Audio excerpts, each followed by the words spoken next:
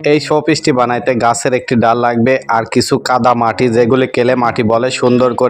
সুন্দর করে সাজিয়ে দেখছেন কত সুন্দর একটি শোপিস বানা ফেললো গাছের একটি ডাল দিয়ে। ছোট্ট একটি ওয়ান টাইম কাপ, তার সাথে কিছু কেলে মাটি লাগাবেন। তারপরে কেলে মাটি লাগানো হয়ে গেলে নরম টিস্যু পেপার আছে, নরম টিস্যু পেপার কিছু পেঁচাই নেবেন। টিস্যু পেপারটি পেঁচানো হওয়ার পরে কস্টিপটি টিস্যু পেপারটি আটকিয়ে নিয়ে উপরে সেট করে দিবেন। তারপরে কেলে মাটি কিংবা লাল কালার আপনার যে কালারটা পছন্দ হয় গোল আকার করে নেবেন, গোল গোল করে সাজিয়ে দিবেন টিস্যু পেপারের উপরে। সাজিয়ে দেওয়ার পরে সুন্দর একটি শোপিস হয়ে যাবে, দেখতে অনেক সুন্দর।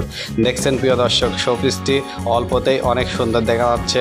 একটি গাছের ডাল দিয়ে যে এত সুন্দর একটি ফুলদানি বানানো হয় কিংবা বানাচ্ছে মানুষ, সেগুলো আপনি দেখলে আপনি নিজেও বানাইতে পারবেন। দেখছেন কিছু কেলে মাটি দিয়ে লাল রঙের হলুদ রঙের সাজিয়ে নেবেন, ফুল বানিয়ে নিয়ে তারপরে ডালের সাথে লাগিয়ে দিলে সুন্দর একটি শোপিস হয়ে যাবে। ভিডিওটি কেমন লাগছে আপনার? হ্যালো প্রিয় দর্শক, বিভিন্ন কালারের কেলে মাটি দিয়ে দেখছেন মানুষ কত রকম শোপিস বানাচ্ছে। আপনিও চেষ্টা করলে আপনিও বানাতে পারবেন। দেখছেন একটি গাছের ডালের সাথে কত রং বেরঙের ফুল বানিয়ে দেখছেন কত সুন্দর একটি শোপিস বানালো।